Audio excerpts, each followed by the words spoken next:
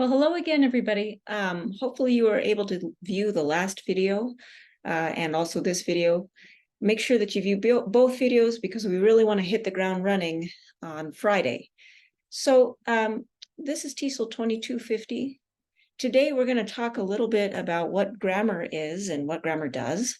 And we're going to talk about the difference between prescriptive grammar versus descriptive grammar and why we should study grammar. So if you've gotten to the course information survey, you may have remembered I put a couple questions on there that were, when you hear the word grammar, what's your reaction? And what does grammar mean to you?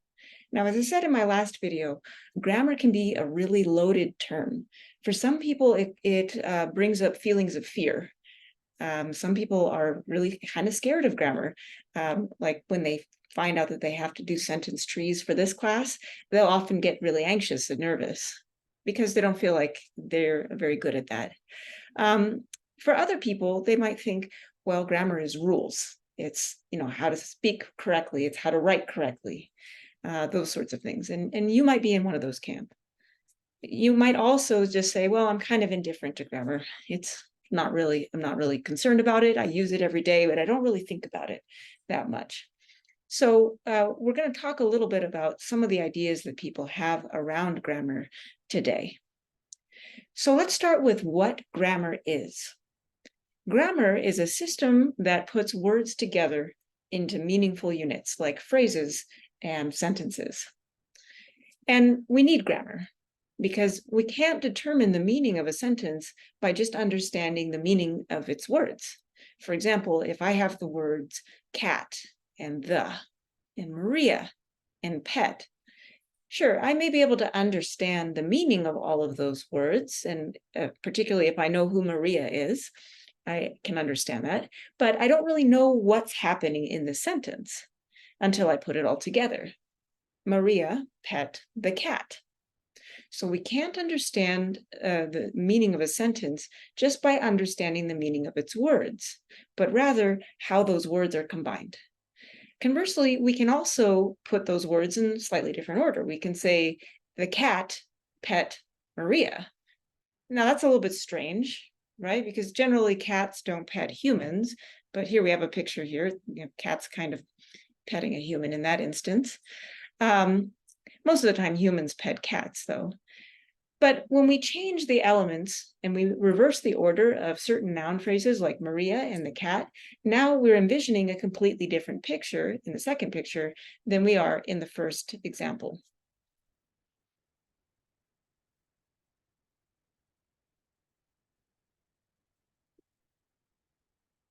So what is grammar? Well, grammar can be a lot of different things.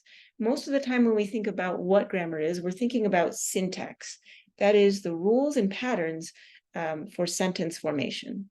Some people also include morphology in grammar, which is the rules and patterns of word formation. For example, the adding of suffixes to make different meanings in words. Depending on who you talk to, if you're talking to linguists, many of them would also say that grammar, there are many rules and patterns for pronunciation, and this is called a grammar. Same thing with punctuation, particularly with respect to commas. There are certain rules for that. And also pragmatics. Now, pragmatics is language use in social contexts, like how we use certain structures in a particular social context where we might use a different set of structures that convey the same meaning in a different social context. And there are kind of rules for appropriateness and acceptability for these. So some people would say that grammar also applies to pragmatics, or pragmatics has a grammar, so to speak. Now, for our class, we're going to be focusing specifically on the first two, syntax and morphology. But depending on if you take other linguistics classes, you may also hear about grammars for the last three elements on this slide. So let's talk about what grammar does. Grammar tells you who did what to whom. So grammar gives you subjects. For example, if I have this sentence, Mike hit the ball, well, in this case, Mike is the subject because Mike is what we call an agent. That's someone or something that does an action. It's the doer of an action. Now, verbs tell you what that action is. In this case, Mike hit. So we understand that action of hitting to mean that. Finally, some sentences can have objects. Now, an object is someone or something that receives the action of the verb. So the action of the verb in the first picture, hitting, is being applied to the ball. So the ball is the object. And it's not just ball, it's the ball. It's the whole thing. It's one specific ball that both the speaker and the listener know. So again, if we reverse those two elements, then we imagine a different picture entirely. If I say the ball hit Mike, well, now the ball is the subject. It's the thing that does the action. Hit is still the verb, and Mike is the object. Mike is now receiving the action of hitting.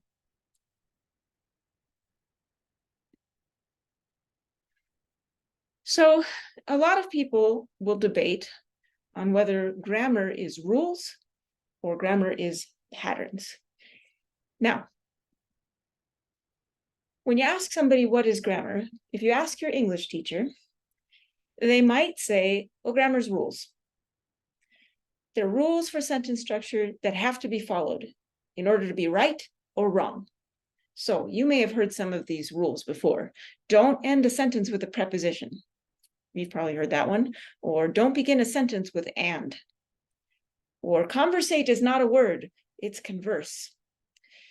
So these are what we call prescriptive grammar, because these particular rules are the ones that we have to learn in school. They have to be taught to us explicitly. Nevertheless, you'll hear people breaking these rules all the time. You'll hear it and you'll see it in written language.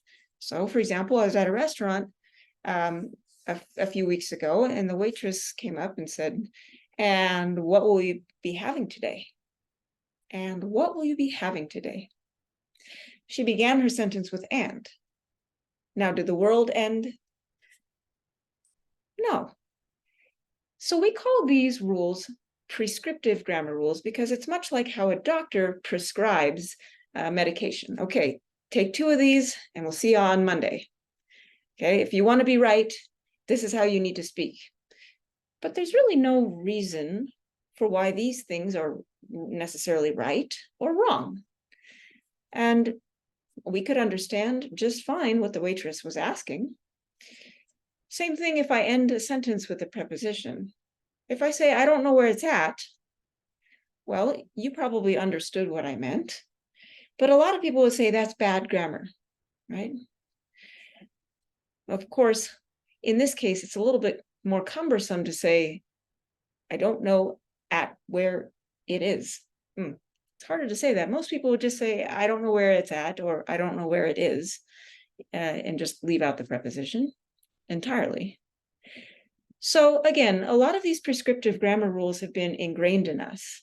And sometimes we don't even know that we have these ideas about grammar, but we're often judging and correcting people based on the rules that we learned in our English classes. And there's really no reason why these are necessarily a bad thing. Let's take, for example, the word ain't, right? I ain't got none. Now, a lot of people would say, oh, that's bad grammar. But you understood the sentence, right?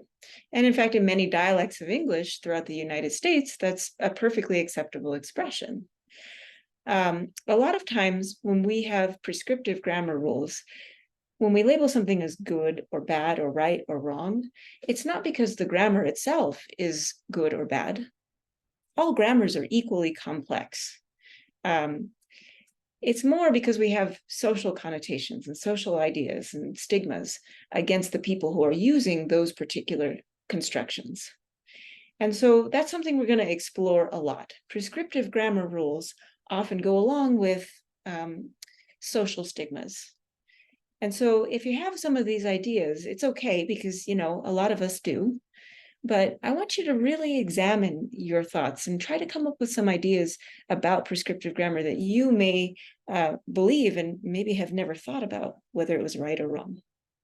So your English teacher is going to tell you probably some prescriptive grammar rules. They may or may not tell you why they're good, and it may not be a good reason. But if you talk to a linguist, they're going to tell you instead descriptive grammar rules. A linguist says that grammar is just a person's mental representation in their mind of their particular language's form and structure and the patterns that happen. So a linguist is going to say grammar is patterns. An English teacher might say grammar is rules. And I can say this because I'm both an English teacher and a linguist, so I've been on both sides. So grammar is really, for a linguist, the documentation of how people actually use language without any judgments of right or wrong.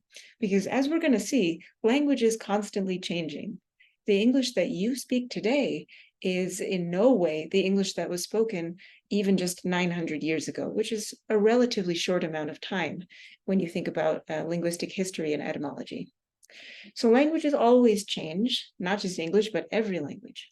So linguists don't really think about right or wrong. They're just looking at the direction of change. Now, this is called, again, descriptive grammar. Descriptive grammar is what we acquire as children without any instruction.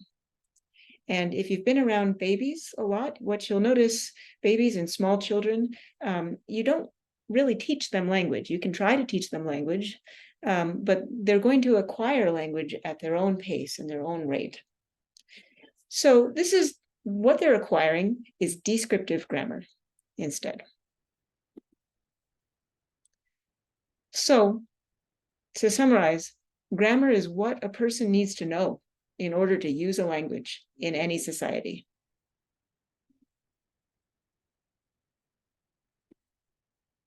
Now let's talk a little bit about why we would want to study grammar. Well, first off, we need to have some concepts and ideas to be able to talk about language. Much of language is implicit, meaning that we don't really think consciously of it until, of course, we have to learn a second language or a third language. Then we start really thinking consciously, but most of it's unconscious. So we need to have a vocabulary to talk about language. Now, a lot of linguists and philosophers would say that language mirrors our thoughts. And so in order to better understand our thinking and how we think, grammar is an excellent way, a gateway to be able to do that, to study grammar.